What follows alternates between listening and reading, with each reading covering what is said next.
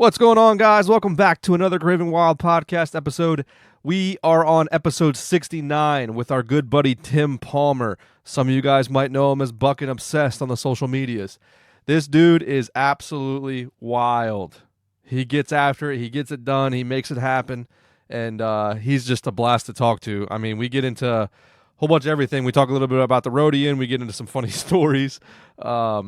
Talk a little bit about trout archery, a little bit fly fishing, just like the name says, we're catching up with our buddies. So hope you guys enjoy. Finally, it's kind of turkey season. There will be another podcast that goes out before turkey season here in PA, but for the most part, it's turkey season. Every other state except for us will be going. I think New York starts relatively shortly, like another 8 days or something like that. Pennsy starts a little bit more. We got youths, good luck to all the youths out there this year. Shoot a biggin. Yeah, that's pretty much it, guys. I don't want to babble on for too much, but I also want to give updates. I think I touched them all. Once again, we've been saying it in every episode. This is going to change. We got some shit to do now. Trout fishing's ripping. Turkey's about to happen. It's great times, foraging. We're going to have some more shows about foraging. So look forward to that if you are a forager or want to get into foraging. Other than that, guys, enjoy episode 69. What the hell have you been up to, dude? Been all over, dude. Just been working a lot, honestly, right now. Just been trying to... I kind of have this tendency... It's a really nice thing that I own a business, but it's also kind of a shitty thing because I wind up when I'm busy, in the fall, I wind up pushing stuff off, and getting behind on work. And then I'm like, I'll catch up during the winter, during that January to March, April, when I'm not as busy, I'll get caught up. And then I'm then the weather has just been crap and I haven't been able to get work done. And so now I'm running around, and then I was going to shows, and then it's just been all over the place. But the good part is we're darn near caught up. If tomorrow and Tuesday go good, I'll be caught up from the winter. So that's really nice. Just in time to get some trout fishing in, huh? Yeah, I haven't. Well, I've been going a little bit. There's a couple delayed harvest areas or trophy water I've been fishing lately. But yeah, then do some trout fishing. I leave, I guess Thursday, Friday we leave for Kentucky. So that's turkey hunting, right? How long you planning on being out there? Hopefully this year, I'm hoping we're only going to be out there till about Tuesday. That's my plan, is hunt Saturday, Sunday, Monday, Tuesday morning, and then call it a day. But Boomer is going with me. That's that one kid that films for me. He's going with me. So hopefully I'm actually filming him for the first, he's up to bat first, because that's kind of the way I work with my guys is he filmed me in Indiana, so in deer season. So now I'm going to film him for turkey season to start out. And then if he fills his tags, then I'll buy tags. But for now, just going to hopefully get him a bird or two. Oh, yeah. How many birds are you allowed out there? Or down there, I should say. 2? 2 each. That's sweet. Yeah. Now, can you... we were just talking with some other guys about this. Can you kill both birds in one day, or is it one bird a day there? Per day. One bird. Okay, so you got to work for it. Yeah. Well, it's gonna be one of them deals. I told him, I was dude, honestly, I mean, I'm gonna have the Kentucky Department website pulled up on my phone, so it's one of them deals. If literally we're on it, opening morning, we've got 2 birds coming in, I'm gonna buy a tag as. And he's going to shoot the first one, and we're going to swap, and I'm going to shoot the second one or something like that. Unfortunately this year, so in the past, we have private that we're able to hunt. I think we talked about that with the deer hunting. We had some private land on that was bordering the public that we got permission on. And this year we've had permission to hunt turkeys and deer on that. Well, now apparently the lady's son-in-law or something has some buddies coming in that are hunting opening weekend. So I can't hunt the private this year, but realistically, the last 2 birds I've killed there, I killed on the public anyways. So like, it's not, I mean, it's nice to have the private, but like, whatever. It is what it is. Yeah. Now, is that going to start like a turkey tour for you, or? Yeah. Yeah. What states you hitting? Man, it's going to be, I don't really know, honestly. Like, potentially, as of right now, the only things I have for sure is going to Kentucky, and then West Virginia opens up on the 15th, which is Monday. So I'm supposed to go down Josh Ilberton from the Untamed. Okay. They got a hold of me, and I'm supposed to go down and hunt with him and Zach at some point. I'm hoping, if we get done quick in Kentucky, I'm hoping to hit West Virginia the following week. Like get home Tuesday, maybe head there Thursday, Friday, something like that. Because then I would love to be able to kill a bird in West Virginia and then get home so I can be ready for youth season here.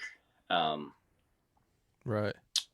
And so, yeah, for sure Kentucky and West Virginia, and then possibly Maryland, possibly Ohio, and then probably later in the year, probably mid to late May, I'm going to probably head to Vermont, Massachusetts, and Rhode Island. You can kill 5 in Connecticut if you're curious. The what? You can kill 5. You can kill 5 birds in Connecticut for not what $93. $63. And you can kill them all in the same day. Dang. Yeah. Hey, I fucking love the sticker, bro. It was a Craving Wild sticker. Oh. Yeah, you the man. Yeah. That's right. Yeah. I love it. I just got a heart on. Just gonna say, I'm not gonna lie. I got them on, when you sent me those, I got them on, I have like 3 of these bottles. I love these bottles. Shout out to Ozark Trail. Not a sponsor yet, but these Ozark Trail water bottles, they're like 32-ounce water bottles, and I have 3 of them. So like when I'm climbing, I'm sure Eddie can relate to the tree work side. It's so nice because they have this nice like heavy duty thing on them. There you go. So I can just have the guys clip it right on a D-ring and send it up the tree, and then I just hook it on the back of my saddle so that all day when I'm climbing, I can have fresh, cold water all day. So yeah, I have all my cool stickers on all my water bottles. That's awesome, man. Back to turkeys. Yeah, so you can kill 5 turkeys in Connecticut for what we say $63. $63 apparently. That's word on the street. Kill them all with 1 bullet too if you want. Line them up. Yep. Line them up. That's part of the game, right? Get them all in a line and whammy. Yeah. So that's a guy. Have you ever met a guy named? His name's Ty Forbes. I've heard the name. I've never met him though. Massachusetts, and super nice guy. I've only met him once, but he was super nice guy, and we followed each other for about a year now. And he lives like right where like Vermont, Rhode Island, and Massachusetts meet. So he's like, dude, he's like, you could literally come up.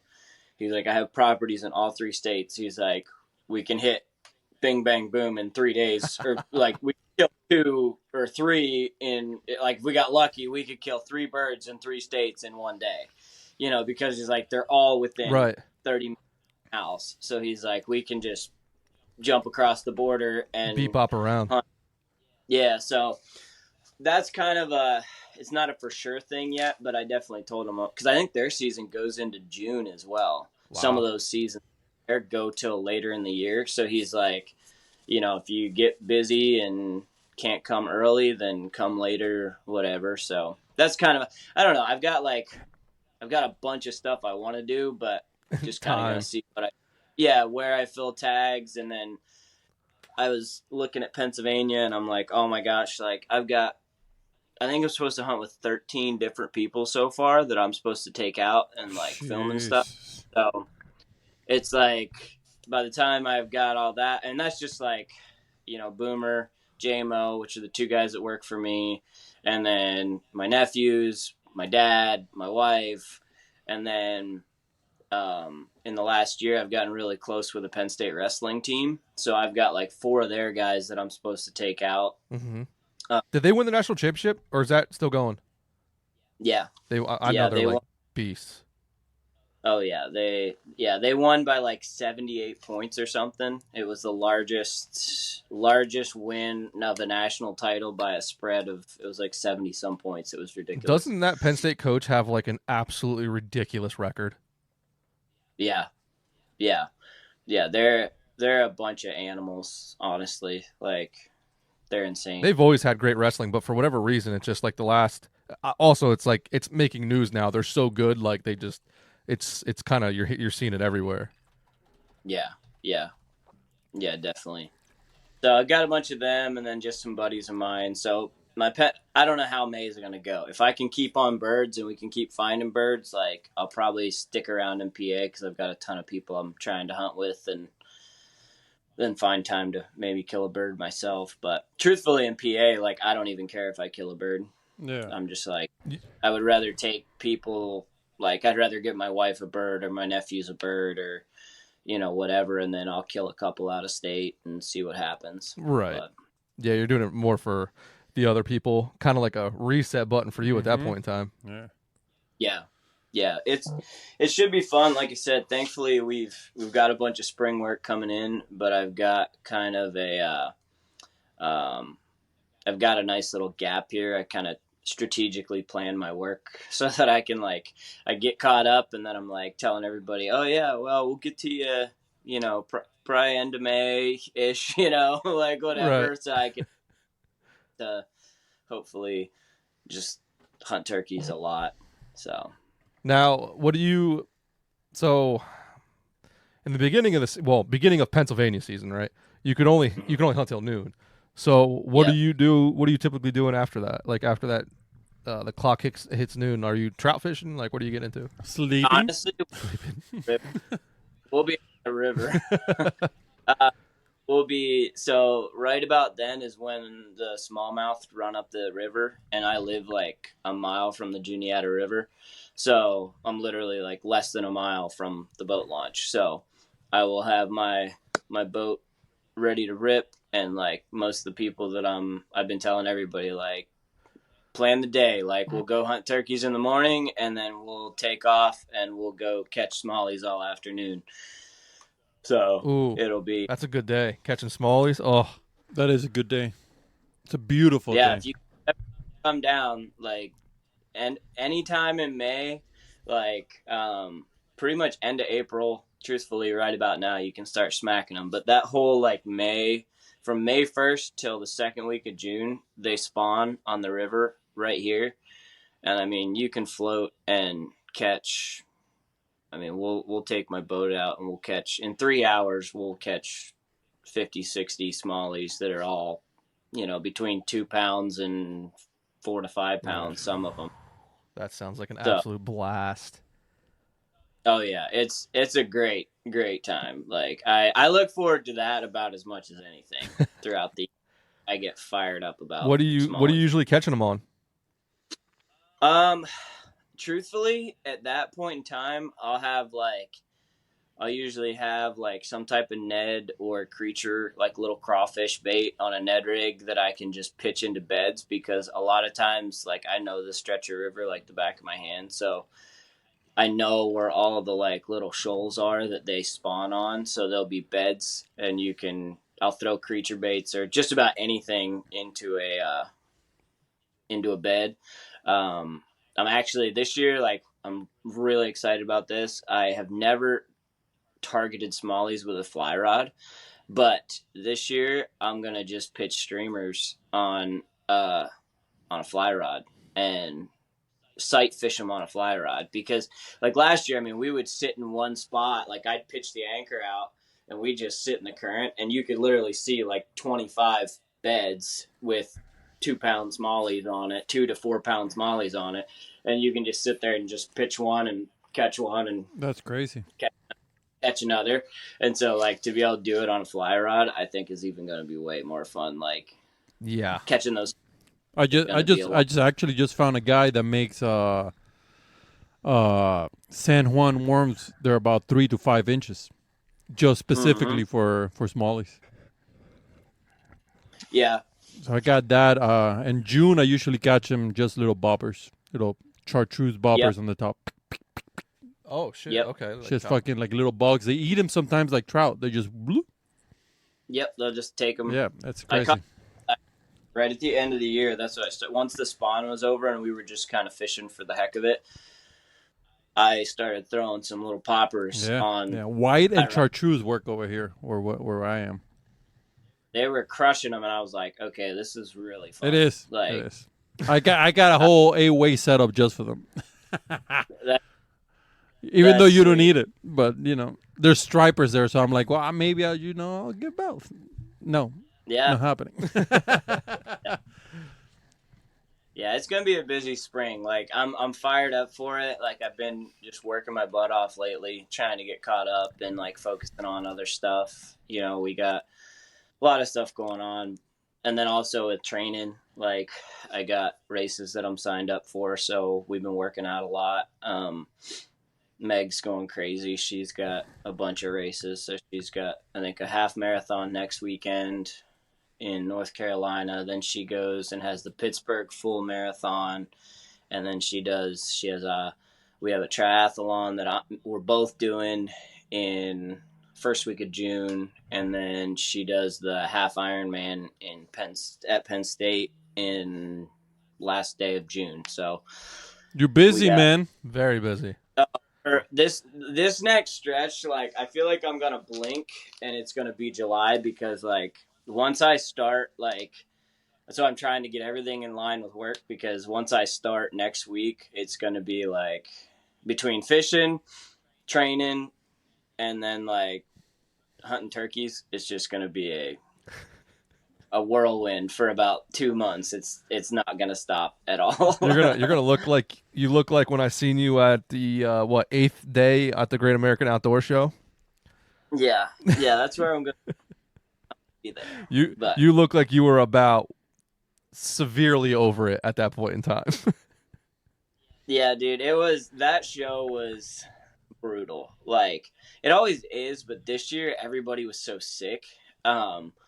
And, like, thankfully, I didn't get super sick. Like, I was fighting a cold all week, but, like, I didn't get super sick until Sunday when we were packing up. When we were packing up the booth, it hit me. And, like, I mean, Jared and Tanner both missed several days of the show. We were all staying at my house, and they didn't get off the couch. Like, they tried to in the morning, and I thought they looked like they were going to die.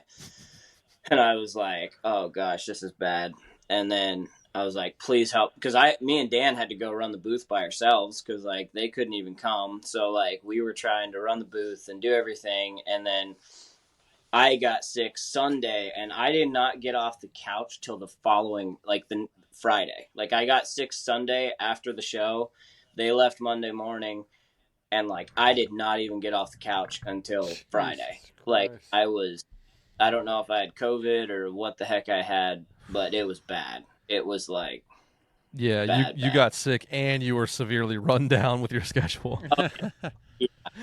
Yeah, that show was rough. Like, I went to Ohio a couple weeks ago for the open season show there in Ohio, and like that show was so nice. Like, it was 3 days. Like, we showed up Friday. Show started at 2 on Friday. We were done at 7. We had 9 to 6 on Saturday, and then like 9 to 4 on Sunday, and it was so nice. Like, we all had a blast. We were all having a good time. So now you work there at the sports outdoor. What is it? What is it Great called? American Outdoor Show. Yeah, that. What's the worst thing there about it that you think it's the worst thing about it? Worst thing about the PA show is the ventilation in the building. It is just probably. It is so bad. Like, even before I got sick, like every day at the end of because when they have the farm show right before, there's so much. And then when they're running the heat and the air and all that in there, it just circulates all that dust. So I mean, like every day you're just like blowing, like you just have like, you're so congested and your throat just gets all messed up. And I mean, it's like, That's the worst part. Like, not to mention it's like 9 days. Yeah, it's a long show, man. Yeah, it's bad. Jared and I were just talking about it yesterday, and he was like, dude, he's like, we have such a loyal fan base in PA, but he's like, oh my gosh, that show is like, and it's the first show of the year. So it's like, it just, like before all the other ones start, it just sets you back so bad to then try to go for the next 2 months of going to shows. You're just well, it's funny that you say it's the first show of the year, because there's a lot of people that's the last show. You know, like people that do like the ATA and all that stuff, like company, that's their last show. So they're like, thank God, but it's the worst one to end apparently. Because they don't have products, they don't bring anything. They're like, oh, we sold them all at ATA or whatever it is that they go to. Yeah, that's hysterical, dude. Yeah, it's the difference of like, I guess the shows and then like the consumer shows, right? Like, I told Jared, I was like, dude, I would not be upset if you like, you guys just fly in, we'll set up meet and greets on like Friday, Saturday. That's awesome. And we'll just walk around and talk to people and hang out for the day. And then we'll maybe add on like a couple of the other open seasons. And because this year we did Wisconsin, Ohio, Iowa, and PA, where I'm like, dude, let's go to Illinois, let's go to Wisconsin or Minnesota, let's do a couple of those other consumer shows, and then just cut back, like make an appearance at Pennsylvania, but like not kill everybody off before it. So do they do good on those shows, or is it more like, oh, I'm here, supporting the fans and stuff like that? It's a lot of both, being that Whitetail Adrenaline is such I don't know, it's a very, I feel like as far as hunting production goes, it's such a different like feel, because there's not many places that you can go.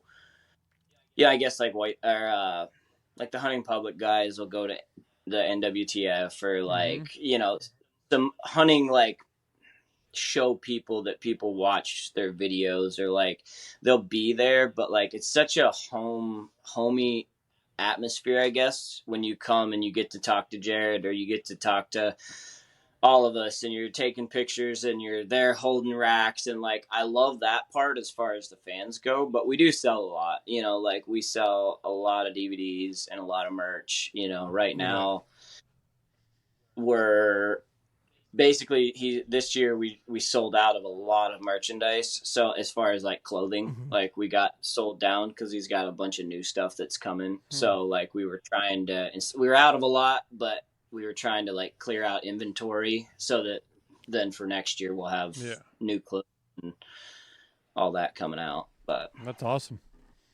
It's a fun show, just one day. Yeah. That's about it.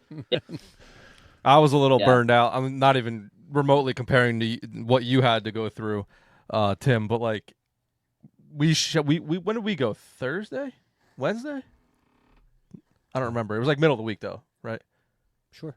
Yeah. So no, I think it was a Sunday. Yeah. It was the first Sunday, you're right. Because we came and do a podcast after. Yeah, it was the first Sunday we went as a team. Yeah. And then I went back with Emily on Thursday and we shot. And then speaking of which, it was funny, I think you were like, hey, nice t-shirt to her. And because obviously you guys don't know each other. It was pretty funny. Oh. Yeah. So anyway, we were there shooting. And then I qualified for the finals and then had to come back. Now I'm like, what are we, like hour and 45 minutes? Yeah. Away from the place. Dude, Sunday I think it was when I had to come back out on the drive there. I was like, man, I'm just so fucking tired of this road. Like I just don't want to be driving on this. 80's the worst. It is. Like it's the worst. But it is what it is. It's fun though. I remember I ran to the bathroom the one time and I saw a girl with a Craven Wild shirt, and I was like, hey, I like your t-shirt. And she was like, it's a podcast or something. Yeah. I was like, she's like, what's your name? And I was like, Tim Palmer. Nice to meet you. I gotta pee. And I just like, that's exactly how she said it. That was fun. That's funny. That's hysterical. Well, when he saw, he was so busy that when he saw, he's like, hey guys, how you guys doing? And then he saw the shirt and he goes, oh, yo, shit. I totally No, forgot. no, it's. I spaced so hard. I saw you guys. Like, I feel like an idiot. They came up and went, and I didn't even recognize No, them. it's all right, bro. You Dude, don't need to those shows recognize do it. that to you, man. They Yeah. really do. Yeah, yeah, they do. I helped out working class one year, and Phil, our good buddy Phil, came up to the booth, and I almost did the same thing. Like, you ignore, like, not ignore them, but you're just kind of zoned out trying to sell hats and doing all this and making sure no one's stealing shit and fucking having conversations. And you look at 477 trail camera photos, and it's like, all right, after a while, your brain just kind of can't handle it anymore. Gone. Yeah, you just roll in, you know. Yeah, roll in, do your job, roll out. And it's hard because it is hard, like, you know, and I don't want to say this in a bad way, but, like, I almost try to save my energy, like, with talking to people because, like, I don't want to give that presentation to, like, a group of little kids that walks up or something like that, you know, like, I try to, like, really be interested and really talkative and, like, whatever, but then, like, there's so many people that come up that you almost learn to, like, not you guys, because I know you guys, but, like, so I'm cool to talk, but, like, there's a lot of people that, man, like, it'll drag on and on and on and on and on, and, like, and I get it, like, and it's hard, but after you go through that over and over again, which in Ohio, it was totally different. Like, we all had, like, fresh tanks. We were only there for, like, okay, we have 18 hours that we have to be on point, and then we're done. Like, so that was way easier than 9 days. like trying to be on point the whole time. It got rough. Yeah, and it's like the same story, just with a different face over and over. Exactly. Yeah, and it's no one's fault. It's just, as a human, you do the same thing, like, over and over and over again. On the 7th day, you're like, oh, man, can, like, somebody kill a 140, please? Can this story end with a 140? Somebody. Yeah.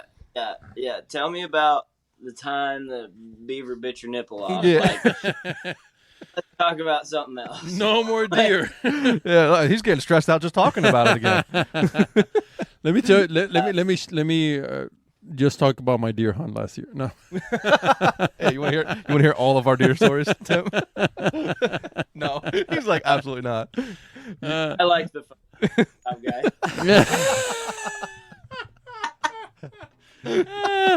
Oh, that's fantastic. Thank you for listening to another episode of the Craven Wild. Oh, man. Oh, shit. Beaver story. You want a beaver story? Yeah. I see. Oh, is it happening? Your uncle beaver story. Fucking lassoing. Oh, my Uncle Sean. Yeah.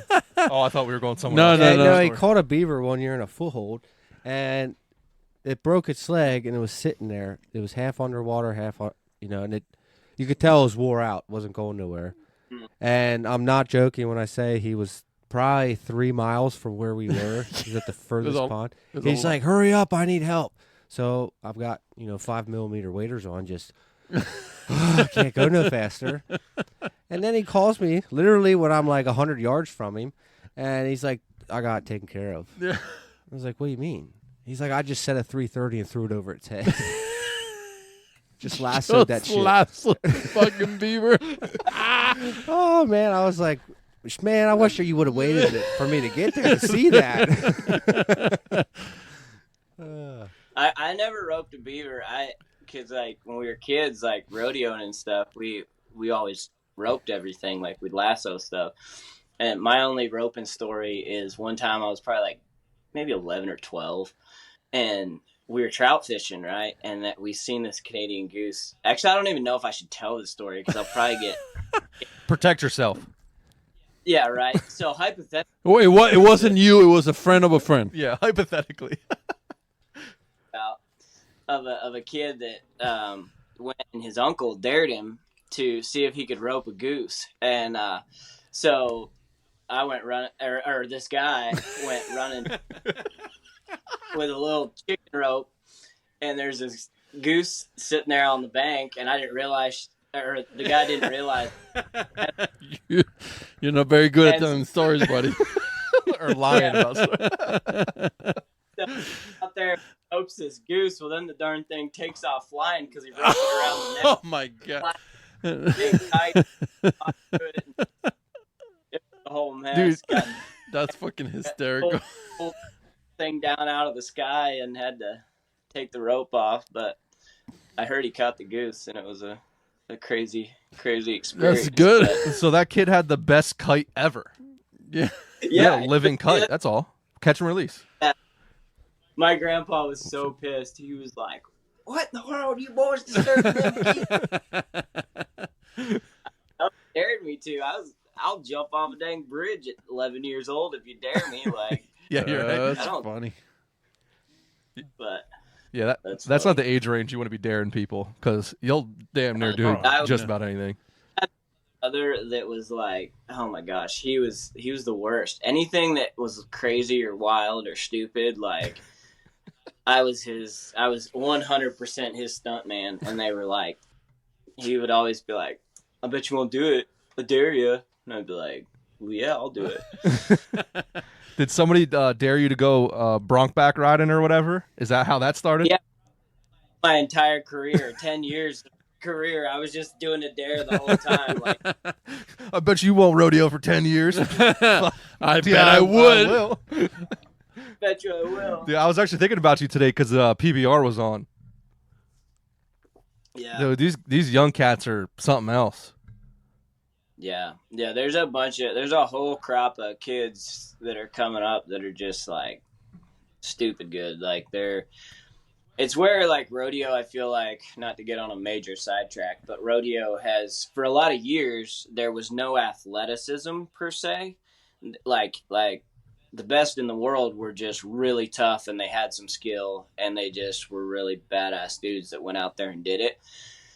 And now, because the competition level's gotten bigger, the money's gotten bigger, now, like, these kids coming in, they've been training, they're in the gym 24/7. And that's where, like, the last 2 years of my career, I mean, shoot, for the first 8 years, first probably 6 years of my career, I lived on freaking Budweiser and Marlboro Reds, like, for an energy drinks. Like, that's all I did. I didn't work out. I didn't do nothing. I just went out there and did it, and then all of a sudden it was like, if I'm going to compete, I got to be an athlete. So I had to quit smoking and start working out. I had to put down the Reds.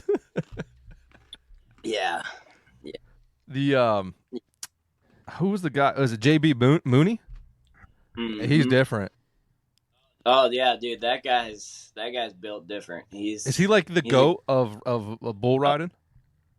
Yeah, I mean, he never. There's guys that have won more money or won more like world titles or whatever, but JB was just one of those guys that'll go down. They call him the Dragon Slayer because a lot of those guys that won a lot, they were pretty smart. They wouldn't go get on the rankest, toughest stuff. They would be a little smarter because, longevity, they didn't want to get busted up. And JB was just like, you run the rankest thing in there that is on 4 legs, and I'm going to go ride it, and he would do it. He was a bad cat. He still is a bad cat, but he ended up breaking his neck. I guess it was last summer.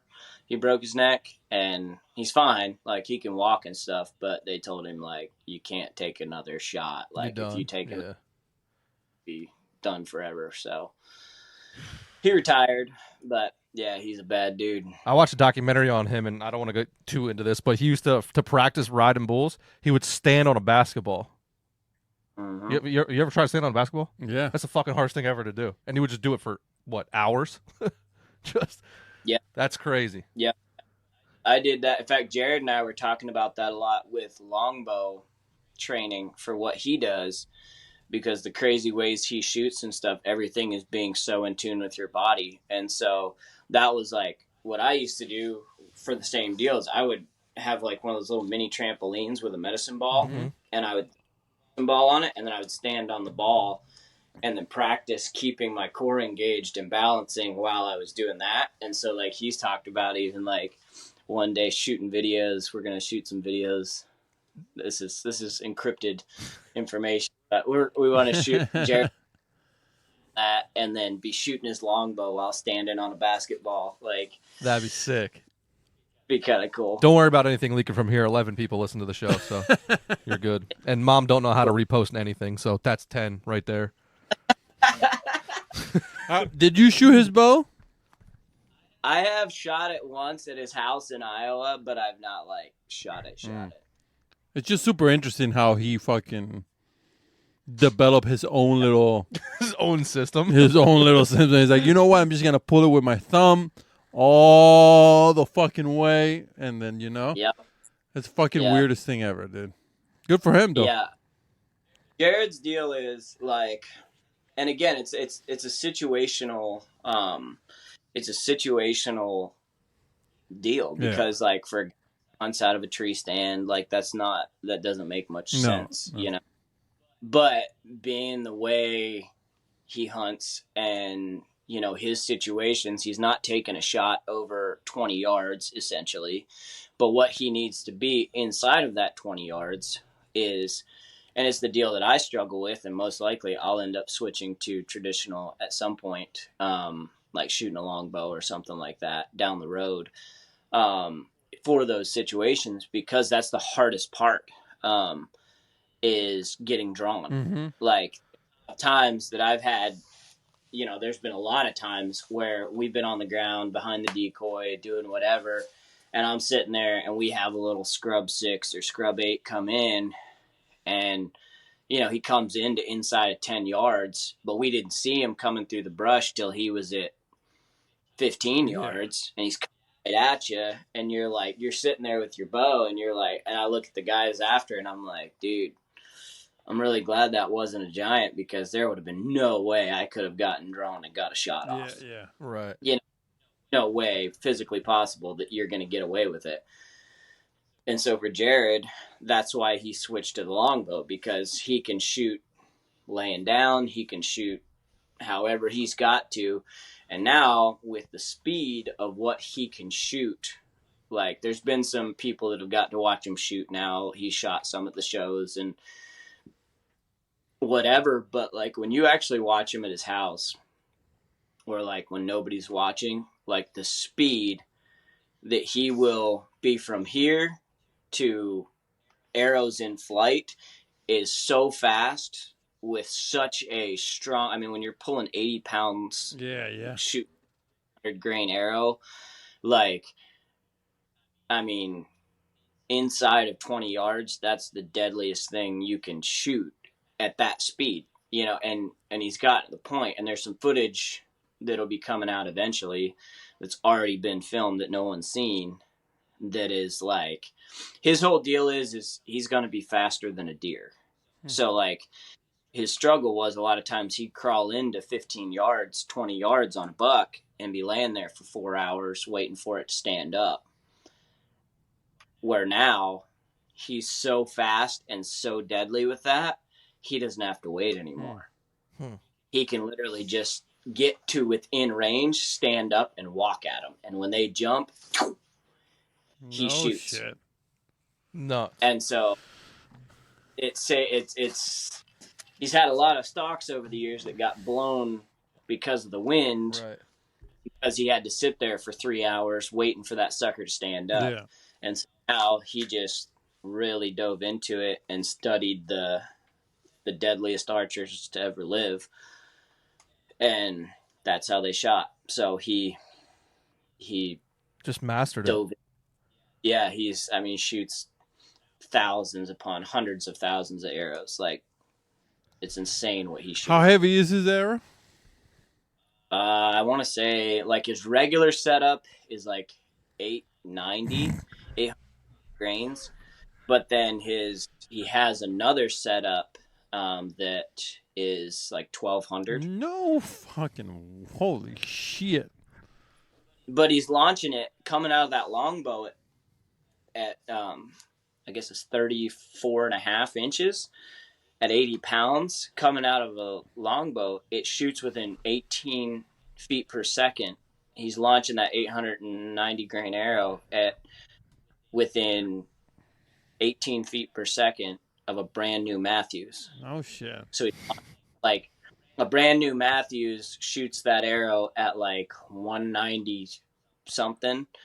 or like 206 or something, and he launches it at like 189 or something. So it's like it's coming out of there fast. Fuck, man. That's a lot of weight moving at a high rate of speed. Yeah. Oh shit. Yeah. It's like a tractor trailer going down Route 80. Bow. Yeah, no Jake brake, just No, full throttle. no brakes. Full throttle. That's Yeah. and what broadheads does he run? We run the Grizzly sticks. Grizzly sticks. Okay. So are you So- switching over to trad, or are you still going to run compound for a little bit? Compound for a while. I see like 5 years from now, I could see myself switching over to. So that's another thing. I don't want to get super sidetracked on all this, but like, so Jared will be starting a bow company. He's actually just joined up with he's like the number one bowyer in the nation. That is going to be working with him to build his bows, and actually will be selling them and like starting a bow company from it. So I can't give a whole bunch of information on that, but he is starting to like work on that, and then is going to do more in the educational side of, I guess, teaching people or informing people on how he shoots and like how they can learn to shoot the same way. Right. That's cool. It is pretty Well, cool. you got to wait. I gotta wait. You got to wait. You got to get it. know, Antonio's diving into the deep end. I don't know if I can pull with my thumb all the way, you know? Like full Yeah. spread. You'd be 40-inch draw. I'll be fucking You got some. I'm fucking tall as fuck, dude. And I'll be Dude, 3,000 grain arrow. Yeah. No, I do love I shoot the 1.5-inch Grizzly stick Silver Flames, and they're the best thing I've ever shot, and I've shot a lot of broadheads over the years. Are they? I'm going to bring them up here so we can see them. Is that a single bevel, double bevel? It's a two blade double bevel, so it's just it's not a single bevel. It's sharp. Both sides are sharpened. But they're a deadly broadhead, because I shot fixed growing up. I shot a 3-blade Muzzy like everybody did. But the part I hate about any type of 3-blade fixed is you wind up with still a very small hole, which it makes it really hard sometimes. If you have a perfect shot, you can shoot them with a field point, and they're probably, you're probably going to find them. Hypothetically, I don't actually condone that, but like, stick one in the heart, like you're good to go. But to me, if you ever had that like quartered away, quartered two, bad exit in through a little far back, like specifically with my dad always shot like 3-blade Montex. Like that was what he shot his whole life. And man, the amount of deer that he smoked, and they only went 150 yards, but man, trying to blood trail them was like just drop, 10 feet. And I was not a fan of it. So then I switched and I shot expandables. I wanted as big of a hole that I could punch in one. Well, then I had one scenario where I hit one on the shoulder, didn't get penetration. And then I had another scenario, I switched to a Schwacker, which I really like the broadhead. I killed a lot of deer with it. But on the ground, frontal or quartered two, you're not guaranteed an exit. So then at that point, you're shooting a 1-inch or like a 3/8 cut, in. So your deer's probably going to die, but if you don't get an exit, you have no blood trail. And so with these, you still get an 1.5-inch cut that, wrecks them, but you're shooting a fixed blade that really does a lot of damage. And I've shot, I guess 4 in the last year with it. And like every single one, just destroyed them. And like multiple of them were with 3 out of the 4 I shot quartered 2 and hit the shoulder. Oh shit. Coming close and wrecked them. Like, I shot a doe in Indiana this year off the ground at like 18 yards, and I hit her. She was kind of above us, and I hit her. Or no, she was a little bit below us, but I hit her and literally went through both shoulder blades. Like, hit one shoulder, other shoulder blade, and my knock was the only thing sticking out. Like, it blew through like crazy. That's which I'm crazy shooting. shit. Yeah, I really like the confidence it gives me, because I'm like, man, these things do some damage. Now, I did have a bunch of work on my arrows because I had some issues. Both my bucks last year, I shot I was shooting an aluminum 75 grain outsert, and what happened was, on impact, the outsert snapped and detached the broadhead from the arrow. The arrow never broke, but the broadhead broke off the arrow because of the outsert failed. So I had to swap, and I switched to a stainless steel from Iron Will that I put the insert with the big shot collar, stainless steel shot collar on the end of my arrow, and then it did some damage on them. Do you know what model of broadhead you get? Because there's a couple here that says they're double bevel. Is it the Overkill or the regular? It's the Silver Flame Overkill. Overkill, yeah. Silver Flame Overkill? 2-blade. No shit. That's cool, man. Do you know what the difference is between the Overkill and just the regular Silver Flame, off the top of your head? Metal. The Overkill maybe. I'm not sure if I shoot whatever one's the 1.5 inches is what I shoot. I think there's an Overkill that is 2. They make one that's a 2-inch cut, but I don't shoot those. Is it red or black? Red. Okay, so it's Overkill.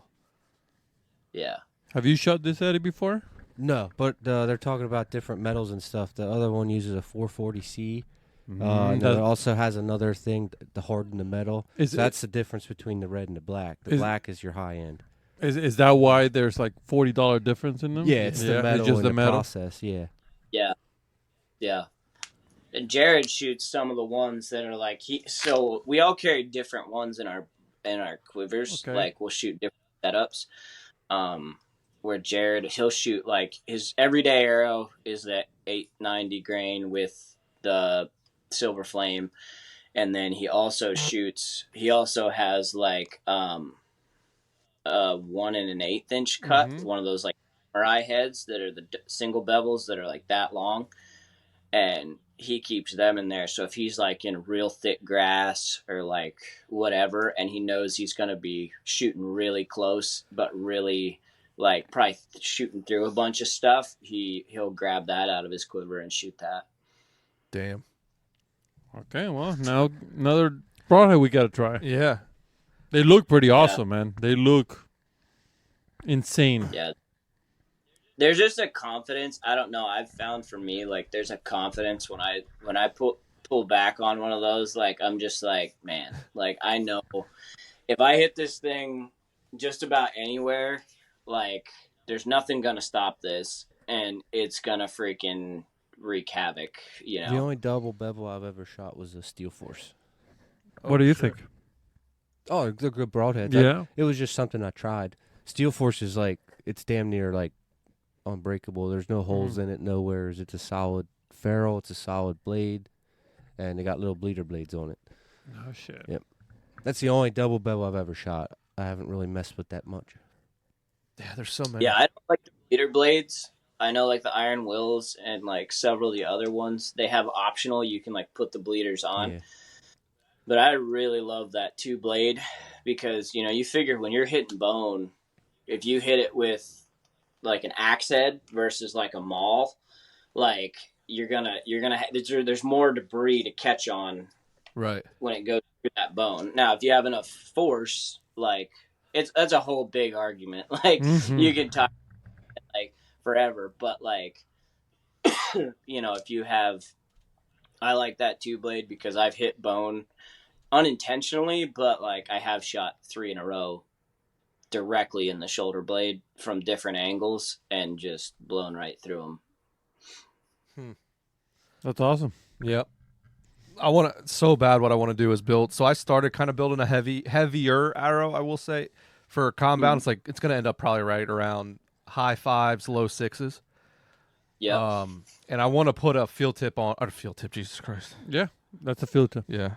Put a nasty field tip on that. Put a double bevel, solid broadhead on the front, fixed blade, and just see what it'll do. Ethically shooting one in the shoulder on purpose. Yeah. Ethically putting one. Definitely first ones I ever shot, like I think we talked about, but it was the late season buck I shot last year, the small buck that I killed. Like I shot that sucker at like 16, 18 yards, and he was like, it was pretty steep angle. But I hit that sucker, and it looked like I just straight spined him. But like, I can send you the pictures of actually that arrow went through the shoulder blade, hit the spine, and ricocheted out in the opposite armpit. There was an exit out the armpit. Damn. And I was like, oh, okay. Like that was pretty solid. Like I was impressed. But I also shoot. So then you get into the whole, like, this is a whole new thing that I've learned a lot from Jared and from the guys from Grizzly Stick is shooting a stiff arrow. So like I shoot a 250 spine on a 28-inch arrow. So like my arrow is like, it's solid. But that's why they fly so good, because when an arrow comes out, this is a whole nother conversation, but when your arrow comes out, if you watch in super slow-mo, like when I shot 340 spines, I shot my arrows and I would watch them in super slow-mo. And when that arrow leaves the bow, before it's even left the bow, that arrow's already bow in itself. Every flex. What is a flex? A flex is a loss of energy. Mm-hmm. So you're losing energy. The crazy part is I can take my bow, shoot my 340 spine arrows, watch the audio track, and then shoot it with a 250 spine and a heavier arrow and watch the audio track, and my bow is significantly quieter. Mm-hmm. Yeah.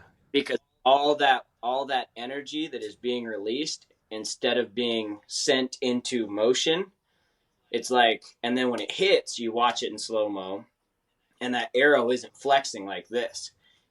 It's just ramming through, yeah. Versus, you watch one hit a piece of bone or wood and it goes boom, like a. And so, like, that's where I switched up shooting a stiffer arrow, little heavier setup. I mean, I'm only shooting like, I think 550 maybe.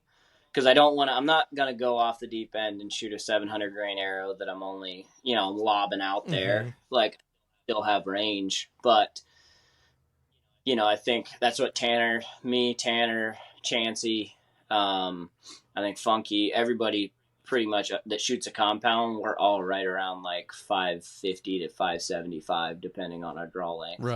Right. And weight. That's what we shoot. Yeah, I'm right at 545 right now with my setup from last year. You're probably really close. I have no idea what I am. Wait, you shoot Rampage, right? Yeah. Yeah, you're right there. You shoot 250 shaft. Mm-hmm. Yeah, you're right there. What's yours, Eddie? You're a little lower, right? Yeah, I'm 400. 432, something like that. Okay. Yeah, so you're flying. Yeah. But you've never had any issues with path? No. With not having a pass-through, I should say. No, because I'm a little different with it. Yeah. I take it to the extreme with paper tuning and stuff like that. I don't bear shaft tune or nothing, but I make sure my shit is mint. Dial. Yeah. I want that shit mint. So. Yeah. Yeah, I think bear shaft tuning and paper tuning, essentially you're accomplishing the same thing. You could do one without the other, I think, both ways. Yes, you right? can. It just depends on where you want to take it. Yeah. I've never really been into bear shaft tuning. It's just I'll sound like an idiot, but I don't think it really matters. You know what I'm saying? It's at the very, very, very beginning of the process, right? Like if you bear shaft tune your bow, all you're doing is trying to find the stiffness. Yeah, well, that's more of a spine selection. The stiffness is going to change as I cut my arrow or change my weight or change anything. That's always going to Right. So that's why I shoot a shorter arrow, because I want that bitch stiff. Right. Yeah. I think we're all in agreement. We all like stiff shafts. By the sound of it. No diddy. Yeah. No diddy. No diddy. Oh shit. Well, That's funny. that was good. I'm probably on the side of it too, where like to me, I'm not a precision archer, truthfully. Like if you're going out and you're gonna go, and I know guys, and maybe you guys, that could shoot freaking dimes at 50 yards, and like, I mean, honestly, last year I think I shot my bow maybe 30 arrows before the season, and I shot maybe once a week. Mm-hmm. Shoot 1 or 2 arrows, just make sure I didn't knock something off. But to me, if I can go out there and I can hit this at 20, this at 30, and 40, to me, I think a lot that goes into archery is the anticipation of reading that animal and knowing where that arrow needs to be. Mm-hmm. Because, I mean, like, that's something like Tanner jokes about it, because he's like, dude, sometimes I'll aim at their knee. Because they're, right. He's like, that sucker's on high alert and he's going to drop that far. Right. So I think that for me, like, that animal's moving so much that every animal I've ever shot with a bow, I feel like, has dropped or moved significantly based on how their body was positioned and all that. So, like, anymore, I'm not really taking a shot over 30 yards most of the time, especially in where I'm hunting. Most of the time, it's not like I'm hunting a ton of fields.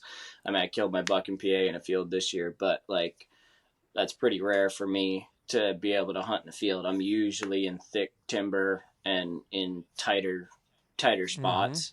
Mm-hmm. So, you play much with inserts outside of, you said you changed to with a shot collar and stuff? Like, do you dive into brass? Do you dive into heavy? Anything like that? I run that one that I run the I think it's Ethics insert with it's a stainless steel. I think it's a 50 grain insert with a 25 grain stainless steel iron will shot collar. Okay. And I really like that. That's where I play around with my stuff. So everything usually comes with aluminum. I didn't even know where to go when I had that issue with them snapping. Mm-hmm. I was like, dude, I don't even know what to do. And I was driving home from Ohio on the phone with Jared, and I'm like, dude, I don't know what to do, but I got to fix something. Because fortunately, both times I hit shoulder on the way out on both of those bucks. But I'm like, if I'd have hit it on the way in, yeah, I think that broadhead would have just snapped right off, and I would have been shooting a blank arrow, Okay. So we quick dialed that up, got that. I think I had them shipped that night, and within 24 hours they were here, and I had everything swapped, and then it was great the rest of the year. But what arrow size are you running? Are you running like those real micro diameter, or are you just running like a standard shaft? I'll be switching this year to a tapered grizzly stick shaft. I just hadn't invested in buying their stuff. I think they're made, but I think Victory makes their arrows though. Yeah, I believe you're right. Yeah, I know they work close with Victory. Let's see. Is that the Momentum TDT? Probably, maybe. Yeah. That sounds tape. I'm not super educated on all that stuff. All the stuff I'm talking about now is stuff that I learned this year just from talking to Jared and Garrett from Grizzly Stick. FOC, yep, tapered. Yep. Huh. Yeah, I think inserts make a big difference in a lot, because you can really get, not minute, but you can break your arrow down systematically. Mm-hmm. Like, everything comes with aluminum, so I switched to a stainless steel like you did, and then I add weights to the back to see where I want it. It's either going to be 10 grains, 15 grains, 20 grains, depending on what I can get or play with, I got it. Cool. You'll be in like a 240 spine, it looks like, roughly. Yeah. That'll be nasty, dude. Yeah. I love the confidence in it. That buck right there, I had him. I was shooting at the time. I used to shoot for a lot of years. I shot the Rage Chill Tip broadhead, and I mean, I killed a lot of deer with those things, and I never really had issues with them. But this buck right here, he came into like 25 yards, and he was basically frontal, and I just was not confident to shoot him quarter two or frontal. And I had multiple opportunities to get drawn on him, but his doe was coming up beside us at like 15 yards as he was pushing her to us. And I just waited and waited and waited. Well, then when I was waiting for him to turn broadside, and because that's all I'd ever felt comfortable shooting. And then by the time he finally turned, she busted me when I drew at him, and then I had to shoot him at 60. But I don't like that idea. Yeah, you try to avoid that at all costs, but you want to be able to do that if it happens, though. My opinion, anyway. Yeah. Fine. I shoot my grizzly sticks out to 60, and they fly like darts. They fly really, really well. So that's half the battle, man. If you can get any broadhead to just tune at 50, 60, you're golden. You're set pretty good.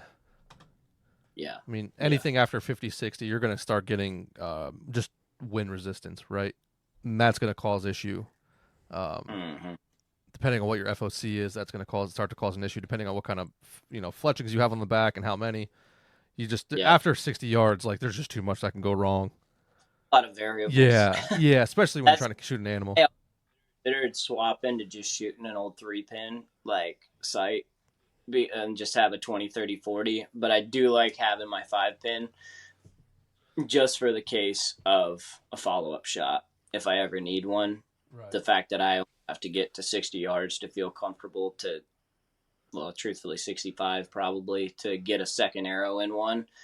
Like, I feel pretty confident in that versus, that's the only reason I still even have those pins. I don't think I'll ever take a shot at one just because I've taken shots, but like the deer was 12 feet away by the time the arrow got there, Do you ever think about or play with a single pin or even a single pin with like a multi dots?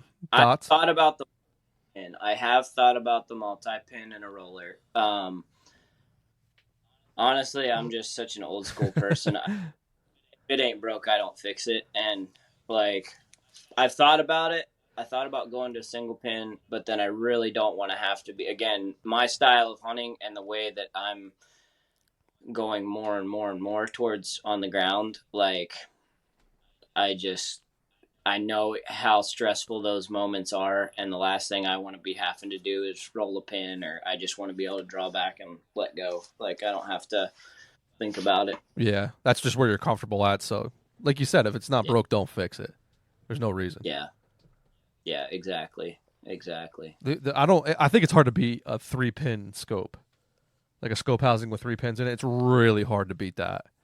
Now. Yeah. I don't particularly like it anymore because for whatever reason my eyes don't play well with the 3/5ers. But I mean, if I could, that's what I'd be shooting too. 3 pins on like a roller and have that third pin be a floater if you need it. That's what I would do. I've thought about it. It's just I haven't spent the money on it. It's like I feel like every fall I go and I'm like, oh yeah, I should do this, and then I'm like, you remember it. September, I need to be hunting in a couple weeks, and I don't really care to freaking have to reset up everything and play with all this again. So I'm like, well, when you're pitching Ned rings into 3-pound smalley beds, you're not thinking about your fucking sight. It is so funny. Like, I just don't think, like, I watch on social media so many of my buddies, and they're like they're just whitetail 24/7, and I'm like, dude, I get sick of it. Like I love it. And I love it when you talk to me in August and I'm going to be like, let's go. Yeah. Oh, but you talk to me in December and I'm like, a deer? What the hell's a deer, man? I don't even care. Like, I'm ready to go, like, shoot some honkers and freaking ducks and catch fish and shoot turkeys. That's what my brain goes to. So where's your brain at, like, dead of the summer, like July, August? Are you still just in fishing mode pretty much? Yeah. I'm fishing. I'm bow fishing. By about late July, I'll start to get in that and work. Like that's when I have to be dialed on work. That's when I work the most. So like Right. work comes first throughout the summer, and then pretty much after that, like spring, all work becomes more not as Right. important, I guess. Like I change my priorities, but yeah, summertime, like I'm fishing. I want to be fishing. I'm going camping. I'm just doing that kind of deal. I'm not really thinking about deer till late July. As soon as they start getting late July, early August, I'll start thinking about it and being like, okay. Right. Is this shit again? Summertime, dude. Camping is so much fun. I Like, fucking love it. you know what I mean? Just like, especially hanging out with buddies. Like, it's just a good time.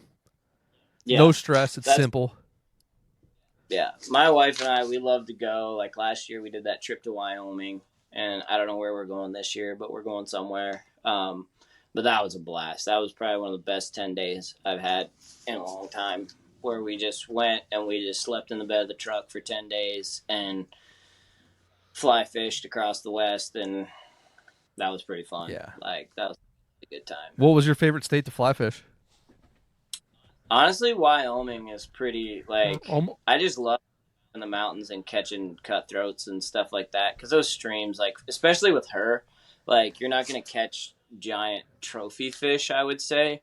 But it was great for her because she was able to just catch a shit ton of fish. And they're relatively dumb, you know, but for her to learn to just cast a fly rod and Have fun. learn how to Yeah. on a fly, and like all that was like perfect for her. So we just had an absolute blast. And we were like 45 miles off a paved road. So like we were way back up in the mountains and there was nobody around for days. And we just ate good and fished and went swimming and That's awesome. did Wyoming is almost unbeatable when it comes to fly fishing. It's a Yeah, fucking. Well, the thing about fly fishing is like you romanticize about the whole. You know, you're in the mountain and the creek, and it fucking doesn't get any more perfect than West Wyoming type of thing. yeah. There's no tree to get hung on by either, so which is wonderful. It's the perfect storm. I mean, the one morning up and we cooked, like it will probably forever be etched in my brain because it was just like the perfect day. Like we woke up, rolled out the back of the truck, made breakfast burritos on the back of the truck, you know, like over the fire, woofed down our breakfast, drank some coffee, walked down to the stream, and we're like catching fish. Like she caught several like 13, 14-inch cutthroats. I caught some nice cutthroats. And all of a sudden we look up and there's just a bull moose. Like, Nice. of course we didn't have a freaking camera. All I had was my picture camera with like a 50 millimeter lens. So like he's like 300 yards out there, but he's just raking this aspen tree. And I was like, this is the most badass thing in the world. Like I'm freaking sitting here with my wife in the middle of nowhere and there's a bull moose and I'm catching fish. Like what more can I want? Like this is the coolest thing is the sun's coming up. Like, you know, what more could you want? Like it was just, I enjoy That's that cool. a That's lot. special, man. That's very nice. I love out west fishing. It's and it's not the size of the fish in that part. It's more like where you are and the whole, you know, makes you feel like you're in a movie almost type of thing. Oh yeah, I if the winter wasn't so bad out there, I would live there. I lived there a while, and I do love it. Like my brother lives out there, and I do love it out there. I just, man, the winter's so long and so cold, and I'm not. Yeah, that's the harsh part. I guess you gotta trade it in. You know, if you want to live that life, you gotta deal with -40 winters. I'm sure you get used to it to an extent, but I 40. don't- I don't fucking think to so. an extent. I said to an extent. I don't think so. Our blood's different than yours, so we'll get used to it. Dude, last time I went to Montana to work, I got out of the airport and I called an Uber. I remember this. Dude, and my hands felt like they were going to fall the fuck off. Yeah, I was just like, dude, what is going on? Just out of the airport. I was like, and I'm like looking at my phone. I can't text because I can't feel my fingers. But it was like painful. There was like needles in the top of my fingers.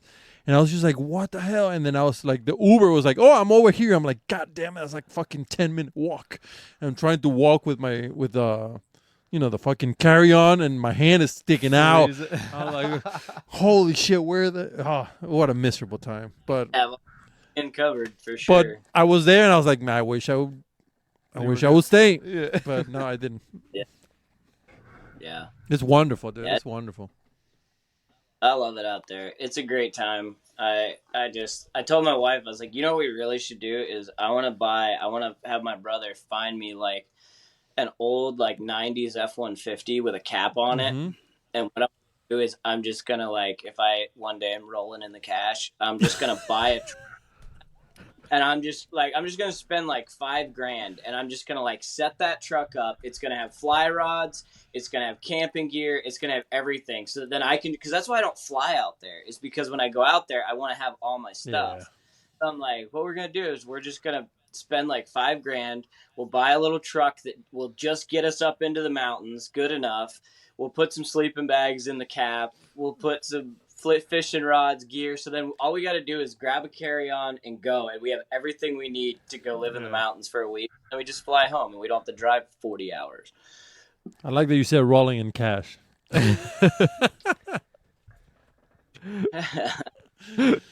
Oh shit. Yeah. All right, buddy. I don't want to take up too much more of your time. It's Sunday. Yeah, I didn't know what the purpose tonight was. I was like, is this like a turkey hunting episode? Just the bullshit. The bullshit. Just talking, man. That's just what we do anymore, man. Like the first time we usually have a guest on, it's more like, the last time we had you on, it's like, all right, like who is Tim? Like what's he into? Yeah, now, dude, it's just literally, hey, it's April 7th. What the hell have you been up to? That's just kind of what kind of the route we've been going. The last one, I was on a podcast a couple weeks ago, and it was good, but it was like, man, they had like a script for me. Yeah. Like it was like, okay, question number 1, let's get your opinion on this calling scenario and this. And I'm like, I don't know, like shit. There's whatever the hell they want, so you just gotta adapt. I don't know. Like, there's a lot of there is a lot of podcasts like that. Some guys do it really well, but it's very difficult to host a show like that unless you are built to host a show like that. We can't. Our brains don't work at that level. We tried doing that. Like I would print out a thing, have like 10 questions that I want to hit, and then we would post it up on the thing, and then as guys would bring them up in the conversation, we put, and it worked okay. And then after 3 episodes. We were like, we can't do this shit no more. We're just going to talk to people. I told somebody, who did I tell? There was one guy had me on, and I was just rambling like I do. And he's like, I'm like, dude, finally I just stopped. I'm like, I'm so sorry, dude. Having me on a podcast with an agenda is like trying to herd chickens in a tornado. But train 27, like you can't do it. Like I can't do it. No, we like that. We just want to talk. We just want to talk. That's the most human thing ever. I just want to have a conversation with somebody and have, emotional connection or some sort of relatable connection with somebody, because I think that's what's missing in some of the podcasts. It's usually, there's an agenda and stuff, and that's cool. There's, like you said, Dan, there's a lot of people that do it good, and it's important to have those podcasts too, because we want to be informative and we want to learn about stuff. But I just want to, we all 3 of us want to have a conversation with somebody. Just enjoy it, just talk, because that's literally what hunting is, right? When you go out hunting with somebody to anywhere, to a deer camp or turkey camp, all you do is just talk. You're not like, hey, so what do you do today? You just have a normal conversation, and I like that a lot. I think in today's society, that's something that's really missing. 100%. Technology, because I was talking to somebody about it the other day, and I was like, they're like, what do you usually do? And I'm like, dude, I'm either in the woods probably 80% of the time by myself, or I'm on the water every once in a while with some buddies or whatever, but a lot of times I'm by myself. And it's like, man, sometimes like you miss like, that's one thing with rodeo. And when I was rodeoing, I had like 3 of my best friends that we lived together. We were in the car together all the time. We were traveling together, and we just talked all the time. Yeah. And then like now, like I realize like outside of work, which I'm blessed to work with a couple guys that are my really close friends. So, but like I look forward to working. Like if I have a week without working or something, or I'm like, it's crappy weather, I'll be like, holy shit. Like I feel like I have not had a conversation with anyone but my wife in the last week. Like other than a text here or a comment on an Instagram post, like I have no like human interaction of conversation. And then like we get on the job site, and fortunately we have them intercom, so we just ramble all day in our hard hats. It's fucking wonderful, man. It's like a lost art. It's something that is so natural to humans that we has lost thanks to, you know, social media and the internet. But I don't know, man. I wish we could do all the interviews in person because they are so much better. We're sitting literally next to each other. That's something that's, I guess, is getting lost in the ether of, you know, stuff. Yeah. The natural conversation is just going away. So I'm happy to be here and just bullshit. I enjoy that more than anything. I just look. Hopefully we have you in person next time, you know, because that would be fucking wonderful. Where are you guys at again? Like by Pocono Raceway. Oh shoot, you're not that far. No, we're probably. It takes me probably 2 hours to get to Bald Eagle. Yeah. Oh, okay. So we're not. Yeah, you're not. No, we're not far at all. We got some decent fishing out here too. Turkey hunting, fishing. Together one of these days. We keep saying that last year, and then I forget what I couldn't get out there, but it's all right. We were talking about hunting together. Actually, we were gonna hunt out by you, and it just ran out of time. Wasn't he gonna come to Delaware too? We ended up, we were in Wyoming or something. Yeah. Back time or something. I had talked about something like that. It's okay. Well, yeah. Eventually. Life is hard, it's and tough, we're out of man. time. It's tough. Like every guest we have on, like you get that connection, right? And you're like, oh, dude, we should hang out. Like do this, do that. And then you realize there's literally only 52 weekends in a year. Yeah. And you run out of them quickly. Yep. No doubt, man. Being an adult sucks. It does. It does. Yeah. All right, buddy. I don't want to take up any more time that you could be sleeping because I know you need to catch up on it. You're good. Good. Eddie, you got anything? No, it's good talking to you, dude. Good luck season. Yeah. I'm sure we'll be keeping track of everybody on the socials. Yes, sir. Antonio? Good luck. Nothing. Nothing for you? Nothing. Same thing for me, man. Just do your shit. I enjoy watching your stuff on social media. You're a character, and you get out and you're in beautiful places doing awesome things. So what's not to like about that? And we will get together this year. It's gonna happen. Yeah. I got to get one of those like fucking mallet. Yeah, like a judge. Yeah, here, just use the fucking little hatchet. But yeah, no. I as always, dude. I appreciate the conversation with you. It's easy to talk to you, and it's always been a blast every time I get an opportunity to talk to you. We actually like bringing you in because you talk a lot, and then we don't have to talk. It's refreshing. Ramble. No, that's perfect for a podcast, right? Because like every now and again you'll get a guest that comes on, and it's just like go in the just go, man. The show's yours, bro. Just go. And it's some guys just aren't that's not their style, but yeah, guys like you, it's refreshing because it makes our job really easy. Well, good. I'm